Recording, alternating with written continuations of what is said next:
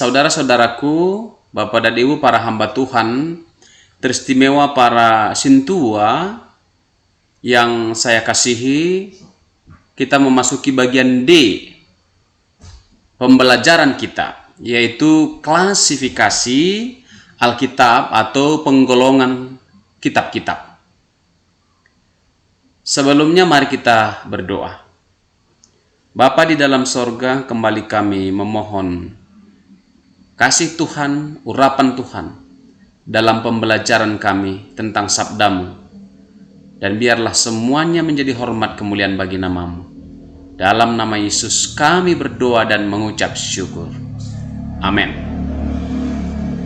Klasifikasi Alkitab atau penggolongan Alkitab atau penggolongan kitab-kitab ini penting bagi kita dalam rangka mempermudah kita nantinya menafsirkan Alkitab. Walaupun kelihatannya sederhana sekali tentang penggolongan kitab-kitab ini, tapi ketahuilah bahwa dengan keterampilan dalam penggolongan kitab-kitab, kita akan memudahkan berimajinasi tentang bagaimana cara sebuah kitab, sebuah nats ditafsirkan. Baiklah, kita akan memulai penggolongan kitab-kitab ini. Kita mulai dari kanon Yunani atau yang kemudian menjadi kanon Indonesia dalam kanon Lembaga Alkitab Indonesia. Yang pertama adalah kelompok Torah atau kelompok Taurat. Itu terdiri dari 5 kitab. Yang kedua adalah kelompok sejarah atau historis. Dia terdiri dari 12 kitab. Yang ketiga adalah kelompok sastra, terdiri dari 5 kitab. Dan yang keempat adalah kelompok nubuat atau nabi-nabi. Nabi-nabi besar ada 5 kitab, dan nabi kecil ada 12 kitab.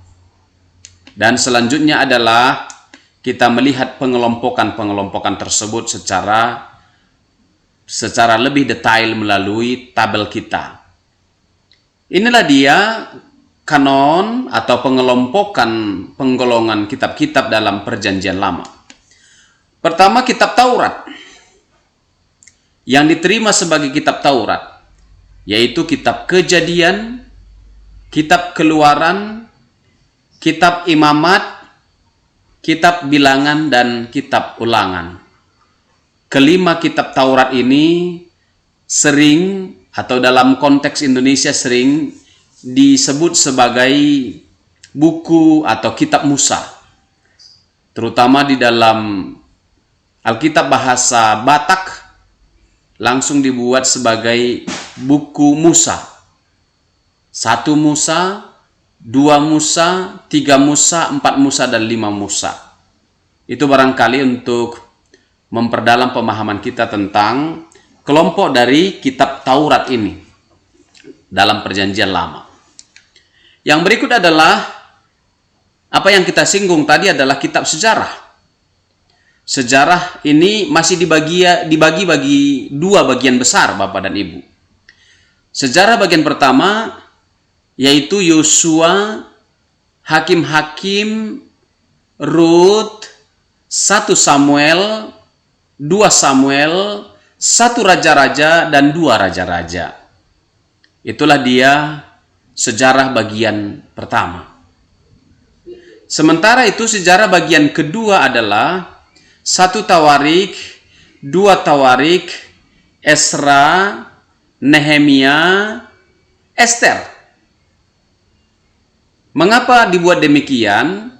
Karena sejarah bagian pertama itu merupakan rantai yang tak terpisahkan, mulai dari sejarah yang ada di dalam buku Taurat Musa. Kejadian, Keluaran, Imamat, Bilangan, Ulangan itu langsung ceritanya bersambung dengan Yosua, Hakim-Hakim, dan juga tentu Rut tetap pada zaman Hakim-Hakim tersebut. Lalu kemudian Samuel, sambungan dari hakim-hakim, 2 Samuel, 1 raja-raja, dan 2 raja-raja.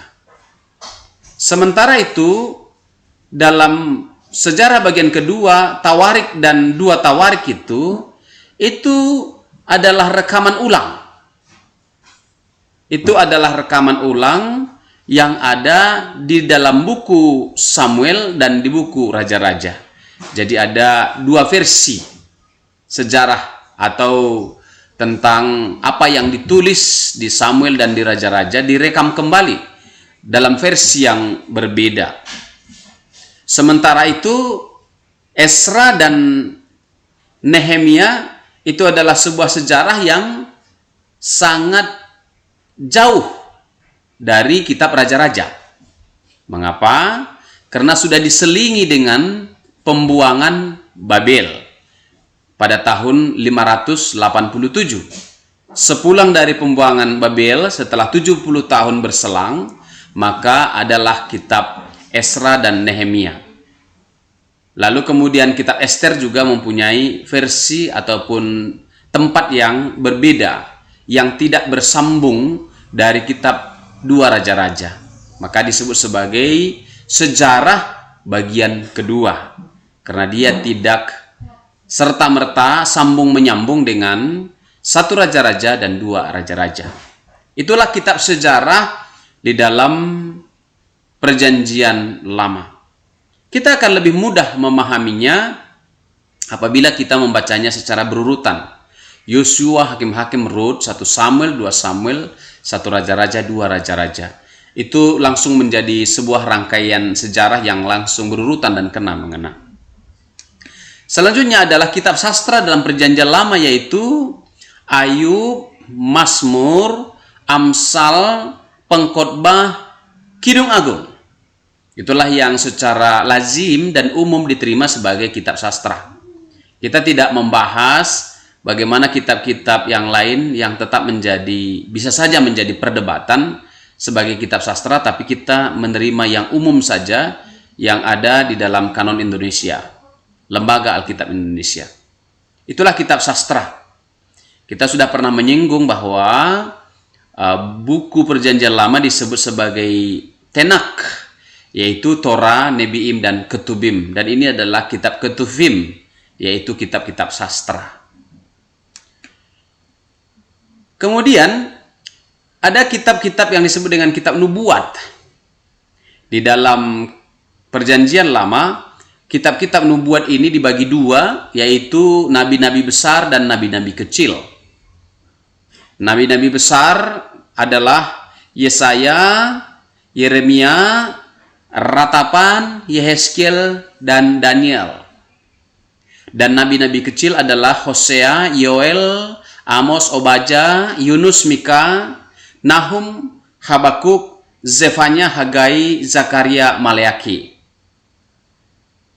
Nabi-nabi besar dan nabi-nabi kecil bukan menunjukkan wibawa atau besar kecilnya wibawa dari sang nabi, tapi itu hanya menunjukkan tebal tipisnya kitab-kitabnya. Jadi bukan berarti Nabi Hosea lebih kecil dari Nabi Yesaya, tetapi hanya saja kitab Yesaya lebih tebal dengan kitab Hosea. Begitu saja biar mudah kita memahaminya, dan demikianlah adanya. Itulah tadi kita lihat klasifikasi Perjanjian Lama, dan ini berikut ini adalah klasifikasi Alkitab Perjanjian Baru, tetap kanon Indonesia atau yang dikeluarkan oleh Lembaga Alkitab Indonesia. Yang pertama adalah ada 4 kitab Injil. Sudah kita pernah singgung bahwa keempat kitab Injil ini masih dikelompokkan, yaitu 3 Injil Sinoptis dan 1 Injil Yohanes. Keempat Injil itu sudah kita pahami, nanti saya akan perlihatkan lagi. Yang kedua ada 1 kitab sejarah atau historis atau kitab sejarah gereja mula-mula, yaitu 1 kitab. Kemudian ada surat-surat Paulus, ada 13 kitab. Kemudian ada surat-surat Am, 8 kitab. Baru kemudian 5 ada sebuah kitab nubuat atau kitab Apokalipse, 1 kitab. Kitab Injil itulah Matius, Markus, Lukas, Yohanes. Injil sinoptik adalah Matius, Markus, Lukas, dan Yohanes spesial berbeda.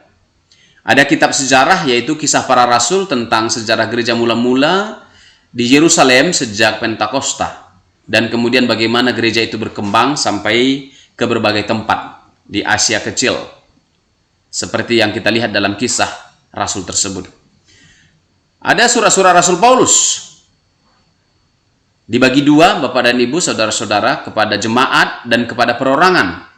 Kepada jemaat itulah ke jemaat Roma, kemudian ke Korintus 2 kali surat, Galatia, Efesus, Filipi, Kolose, dan 1 Tesalonika dan 2 Tesalonika. Kepada perorangan yaitu kepada Timotius, kepada Titus, dan kepada Filemon, yang sering kita sebut sebagai surat-surat penggembalaan atau surat-surat pastoral. Surat-surat Amma adalah surat-surat yang beredar di gereja. Jadi bukan surat-surat Paulus, tapi surat-surat yang populer dan dibacakan di gereja-gereja pada abad-abad pertama. Dan tentu kita sudah mengetahuinya, ada surat Ibrani, ada surat Yakobus, Petrus, Yohanes, dan Yudas, seperti itu. Sering sering para teolog, dan memang sudah lebih banyak sepaham bahwa 1-2 Yohanes tidak langsung ditulis oleh Rasul Yohanes. Jadi 1 Yohanes, 2 Yohanes, dan 3 Yohanes itu adalah orang yang berbeda dengan penulis Injil Yohanes. Begitulah pemahaman dan analisa dari para teolog-teolog Perjanjian Baru tentang 3 surat Yohanes ini. Dan yang terakhir adalah sebuah kitab nubuat atau kitab apokalipse atau kitab wahyu. Itulah yang kita sebut sebagai wahyu kepada Yohanes di Pulau Patmos. Itulah kira-kira yang bisa kita perlihatkan pada video kita ini, yaitu Bible Learning Forum.